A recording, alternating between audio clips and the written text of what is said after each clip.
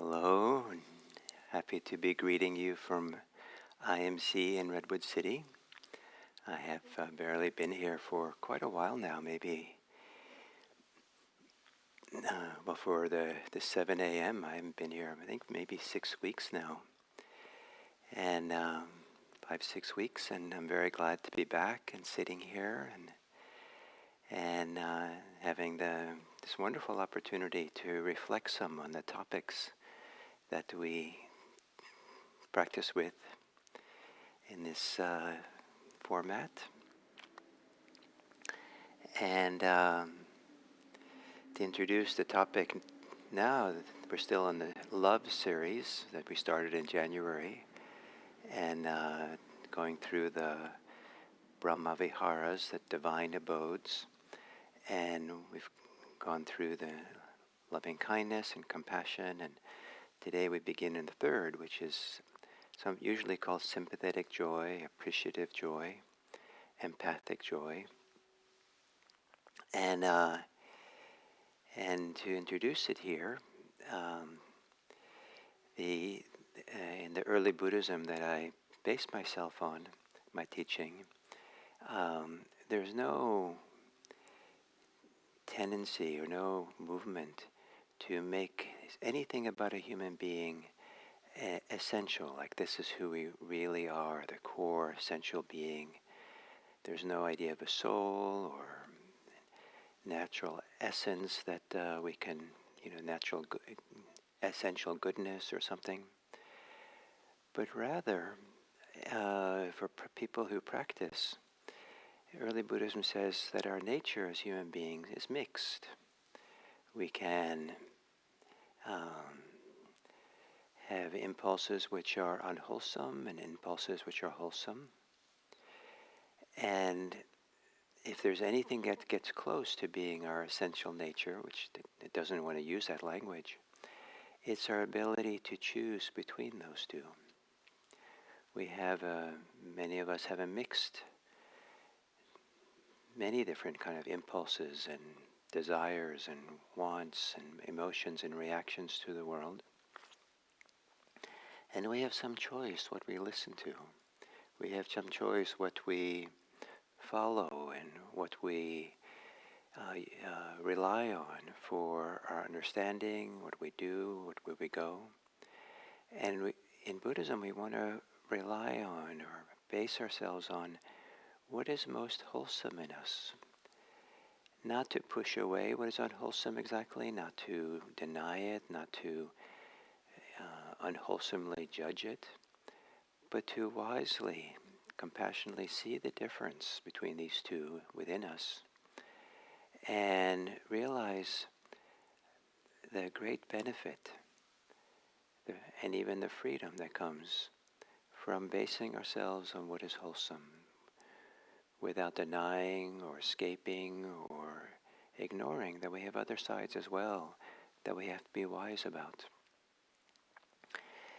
So, joy. We have a capacity for joy, and we have a capacity for contentment, appreciation. We have a capacity for delight. We have a capacity for happiness and a sense of well-being. And it's possible that the ability to feel some joy, some contentment, is present much more often than we avail ourselves of. We're so busy being preoccupied, we're busy with negativity bias, we're busy choosing to engage in our problems and our difficulties. And sometimes we over-prioritize those. And one way to see that is if we repeat them over and over and over again, the same thoughts, the same concern. But it's possible to shift. And the movement to appreciative joy begins with appreciating your capacity for simple well-being. And it can begin today with contentment. There's maybe many things to be discontented about, but there's plenty of things to be content with. A contentment that is a kind of lightens up the heart, a contentment that feels like it's nourishing, satisfying, that brings a kind of peace, kind of a shedding of stress and shedding of the way that we create kind of negative moods in our body, mind, and heart. And so here, sitting in meditation, maybe sitting a little more erect than usual, finding a balanced posture, closing your eyes, or having your eyes just partially opened with a downward gaze,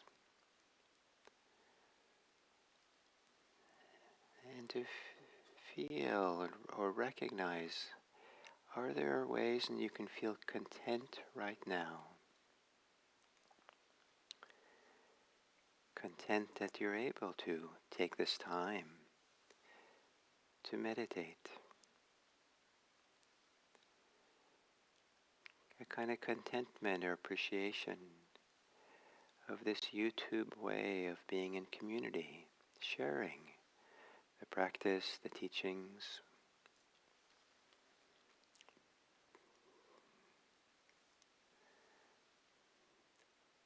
Maybe you share my contentment in that I'm back here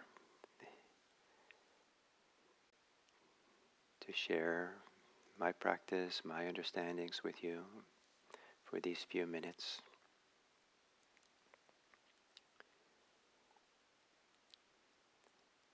And where in your body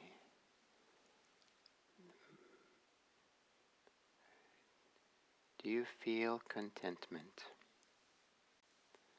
Is there a place in your body that, however small, however mild, some place that it gets more alive, vibrates, pulsates, glows, lightens up, relaxes? Some place in your body,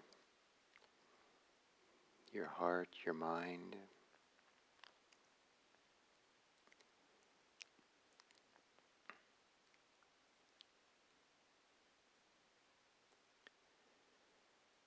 And imagine that you're breathing. Breathe through that place. Breathe with the contentment. That contentment gently calms your thinking and calms your breathing.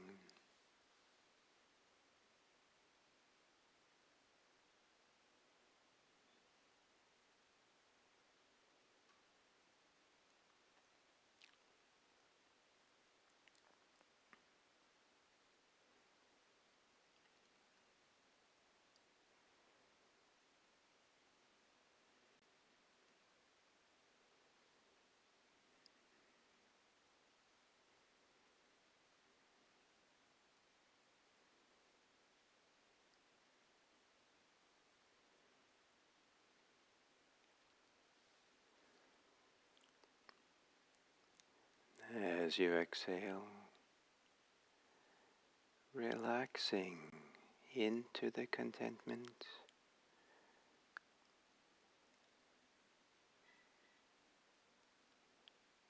relaxing and appreciate what is good, maybe wholesome, here and now.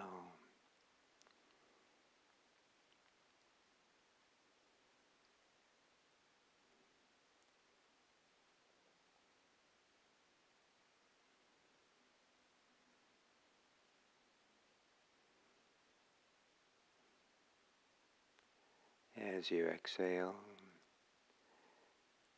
quieting the thinking mind so you can have more attention available to sense, feel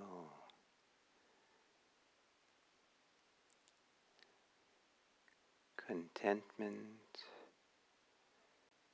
appreciation,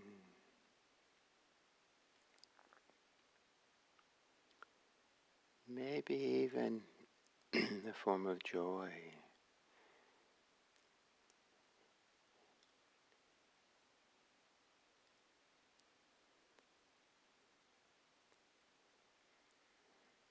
Quieting the thinking mind.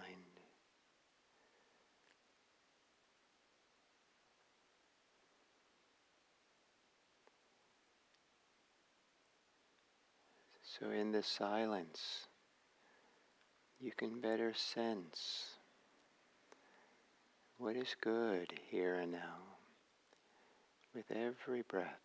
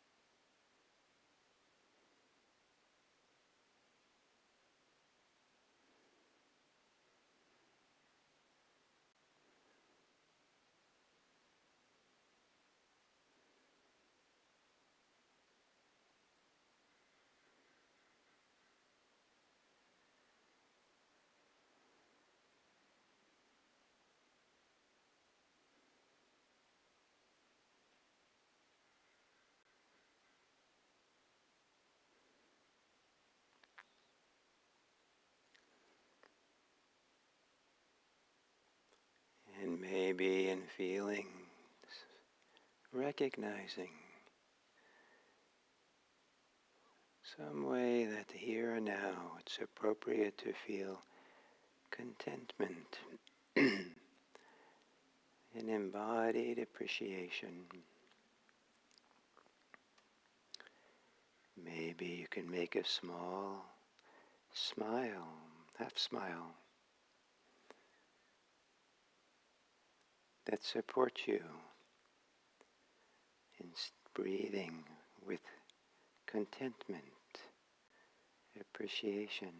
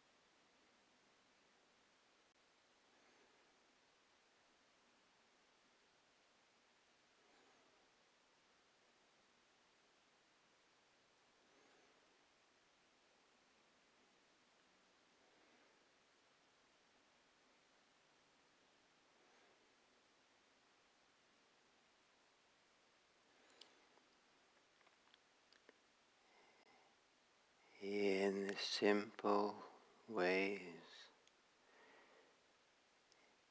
is there maybe in the simplicity of being here and now some feeling of rightness or goodness, contentment, appreciation, just being, breathing.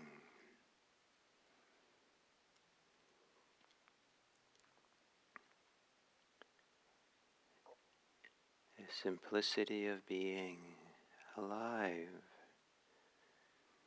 that needs nothing for the next few minutes, then simply appreciating being alive, sensing, breathing.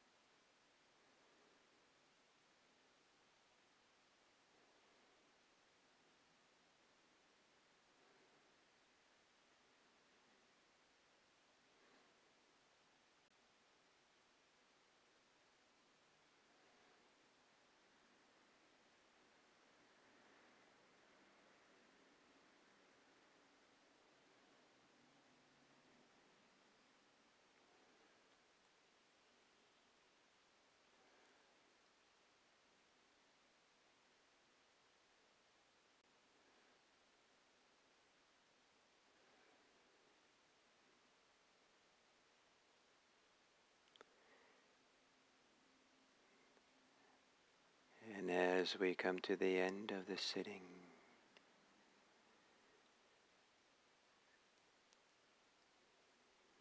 maybe there's a way now to open, expand your attention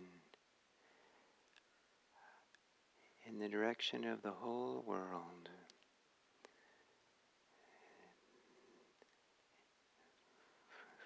to the front, to the back, to the sides of you, in all directions. Kind of like you're a light bulb that's been turned on, that somehow your simplicity of being and a joy, a contentment, an appreciation is something that is open and available for the world, like medicine for a suffering world.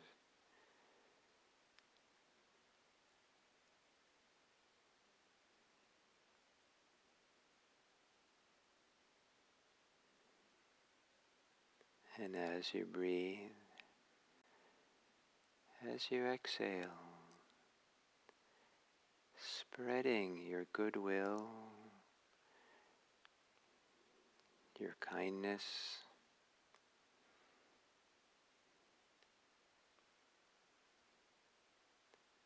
your joy out across the lands, wishing may all beings be happy, may all beings be safe enough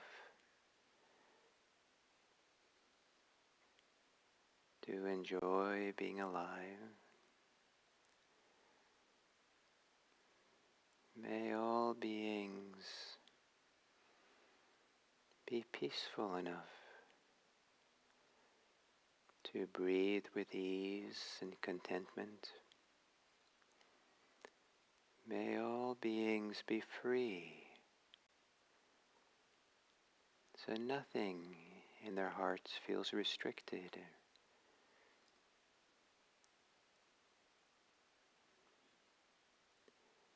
And may all beings know that there are people in the world who care for them, care for their well-being. May all beings be happy and free.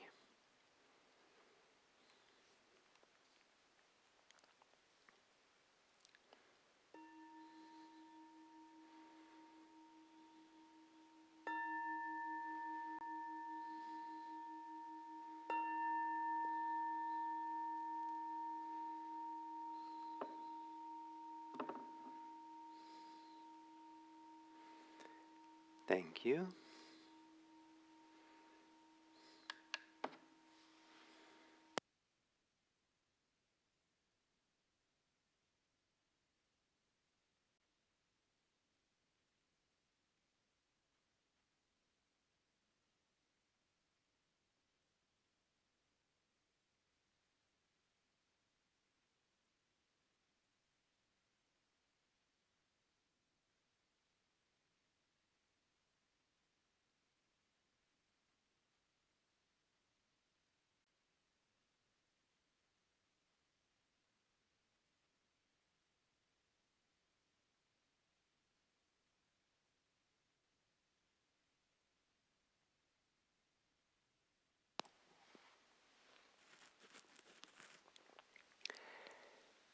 Hello, everyone, and welcome to this new sub-series on appreciative joy, the joy that we can experience and share in a way with others that comes from our sharing their joy. Kind of this mutual kind of feedback. And it's a part of this wider series on love that's been going on now for many weeks. And I'll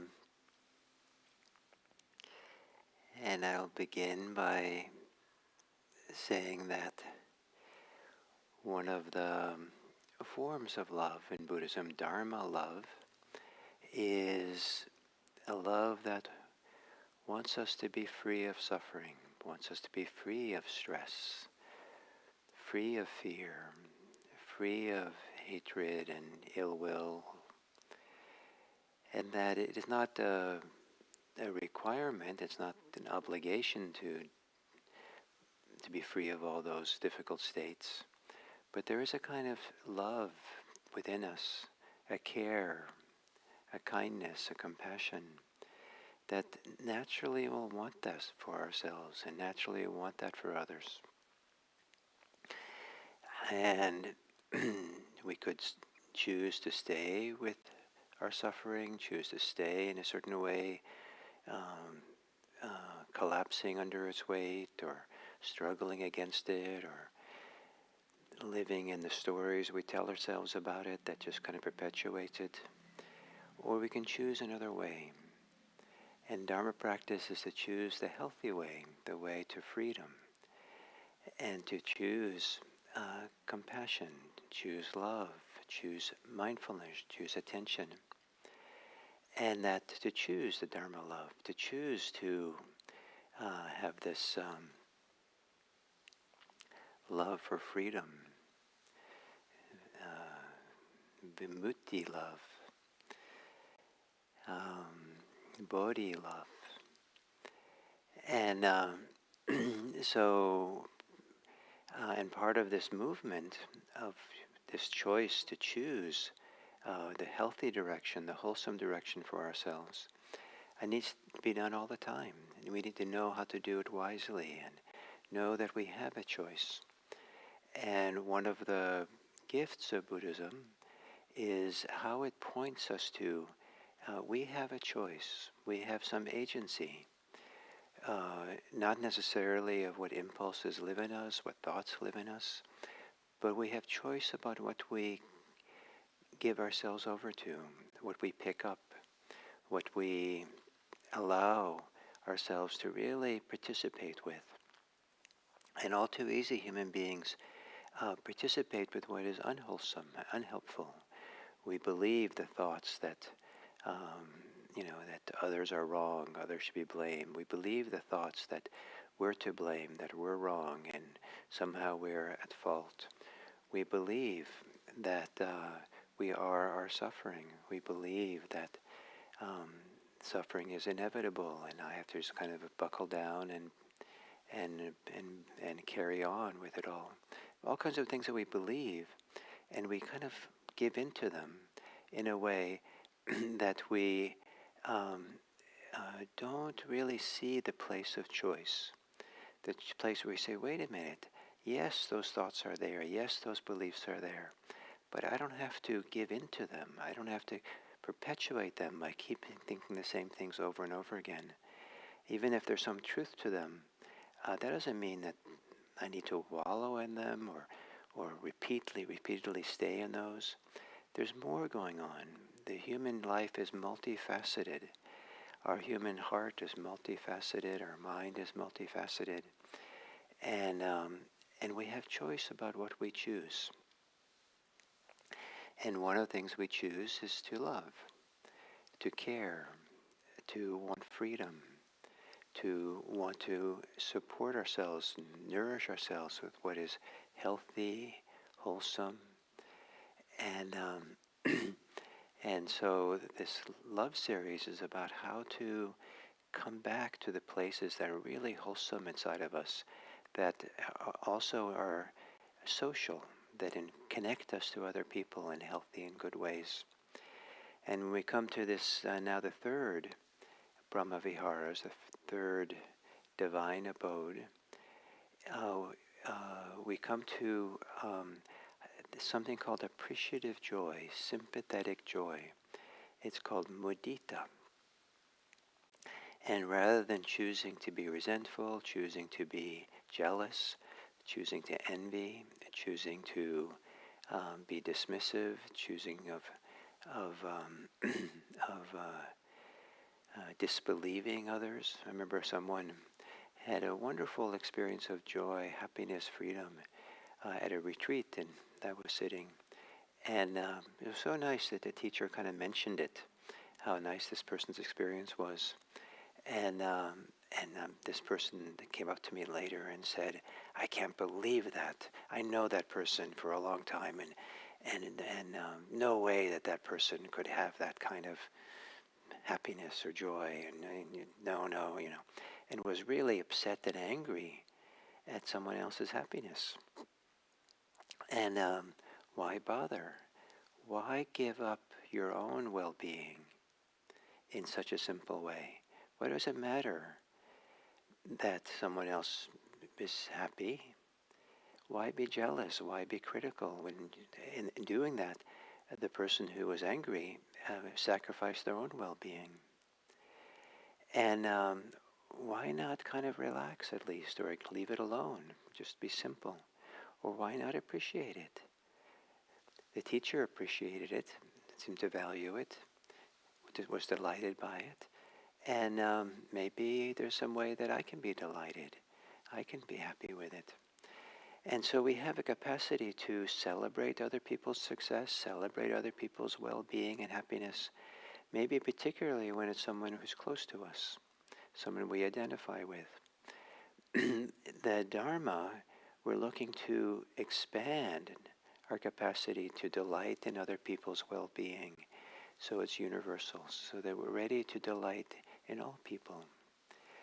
And rather than seeing people as enemies, to see them as fellow travelers, fellow members of our human family, who also are multifaceted, and that they also have suffering, they have joys, they have successes and failures, they go home maybe to a family, or they have children who are overcoming an illness or an injury, and now the child is better. And there's, people are not just enemies. People are people. And to have the capacity to see the humanity in other people allows us also to feel or recognize what's going well for them, and to appreciate people deeply. One of the surprises and great joys for me in these years of Dharma practice is to have a growing a tendency to appreciate people, to think they're beautiful, and to see what is going well, and to see that how wonderful they are and beautiful they are in their hearts and their well-being. And it's not Pollyannish, because I know they're suffering. I know there's things that are challenging. I know that there's unwholesome in them. But something shifts in me where I didn't used to see what was beautiful in people. I didn't used to see them with an appreciative eye and really delight in people. And that's steadily grown, I feel, as a fruit of Dharma practice. And to be able to share that appreciation, to allow myself to kind of be buoyed and inspired and delighted by the delight of others, the joy of others, the beauty of others, even if they don't necessarily see their own beauty. To have this appreciative joy, appreciative delight. This is one of the great things. And because there's lots of people in this world, to have the ability to take time to appreciate and see people in such a way that we feel just happy about them. And again, not to deny that they're suffering, not to deny that there are maybe things they do which are unwholesome and unhelpful, maybe harmful even. But there's a way in which if we never appreciate other people, maybe they don't grow. Maybe what's good in them doesn't get reinforced or fed or buoyed or fueled in some way. Maybe there's a beautiful way of sharing the good in human life and human beings that brings out more of it. Just as we have the choice in Dharma practice, what we give ourselves to, what we pick up, what we see in ourselves, so we can do that in the world around us. And it can make a world of difference. Imagine that if we just doubled the amount of time we spent appreciating and valuing other people and feeling delight in their well-being, delight in how things are going well for them when they are going well. Sharing in this, celebrating. The word mudita, that's translated as sympathetic or appreciative joy, is related to the word anumodana, which sometimes is translated into English as rejoicing. And so this appreciative joy, appreciative rejoicing and delighting in oneself and in others is a form of Dharma love. So that's the topic for this week, and then we'll spend a little more time with it. And then we started off in the guided meditation earlier, a meditation on contentment, which was meant to be kind of a simple and hopefully accessible way to enter into this wholesome world of appreciative joy. So thank you, and I'm very happy to be back here and look forward to being here again tomorrow. Thank you.